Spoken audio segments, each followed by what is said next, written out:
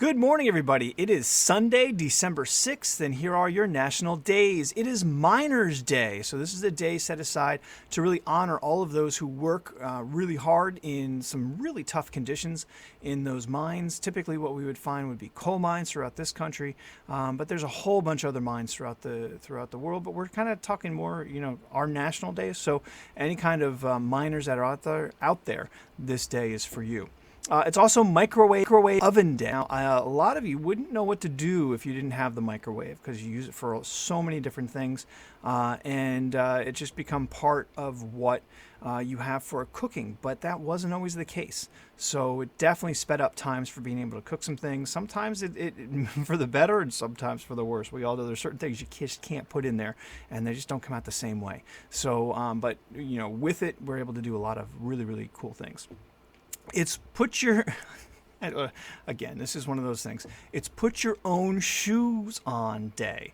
Now, I'm guessing this is kind of one of those like, you finally figured out how to tie your shoes kind of thing. So maybe it should be more related to the, congratulations, you tied your own shoes, but, there it is what it is. So I couldn't get through that without laughing at it because it's kind of one of those funny things, but if you don't know how to do that, this is that day to figure out how to get your own shoes on. It's St. Nicholas Day. Now, this is kind of roughly related to the whole idea of Santa Claus, but so he was born in Turkey during the Roman Empire. He was a very, very caring person, and he was known for giving small gifts, usually money, in secret so that nobody knew he was the one that was doing it.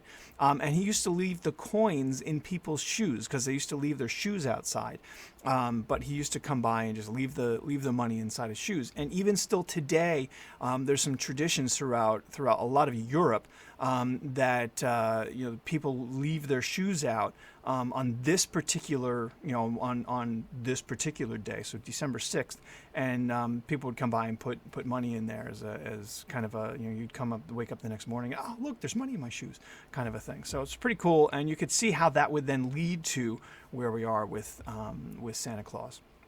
It's also Pawnbrokers Day. Now, these are those people that work in the pawn shops, and if you've got something to sell, you can go take it there, get whatever money you can for it, and then go do whatever it is you need to do with that money. But they're definitely lots of these people out there, and most famous is the one that's got the TV show from Las Vegas. I can't remember the name of the person right now, but you can go watch that on TV and see all the different things that people have out there.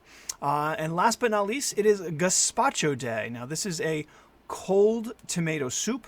Sometimes can even be a cucumber soup, but you got those base for the soup, but it's a cold soup, and it's very, very flavorful, pretty tasty. If you've never had it, definitely go out and try that. All right, those are your national days, and here is your fact of the day: the U.S. almost went to war with Canada over a pig. All right, so we almost got to a war with Canada over pigs. In 1859, the U.S. almost went to war with Canada because of a pig, just a few years after the Oregon Treaty was signed to end the border dispute between America and Britain, which still ruled over the area that came to be known as Canada. Things got a little heated between on San Juan Island, where citizens from both countries were located. Historic UK explains that a pig belonging to the British accidentally wandered onto the Lyman Coulter, the land of Lyman Coulter, an American farmer. When Coulter noticed that the pig was eating some of his potatoes, he got really upset, and in a fit of rage, he shot and killed the pig. Of course, violence is never the answer, but okay. Despite efforts to resolve the situation between the two men, things spread to the rest of the community and got to the point where the governor of British Columbia sent 3 warships to the area. Wow. The two sides continued to increase their military force over the following month until the British Navy Admiral Robert L. Baines arrived and ended things by stating that he would not involve two great nations in a war squabbling over a pig.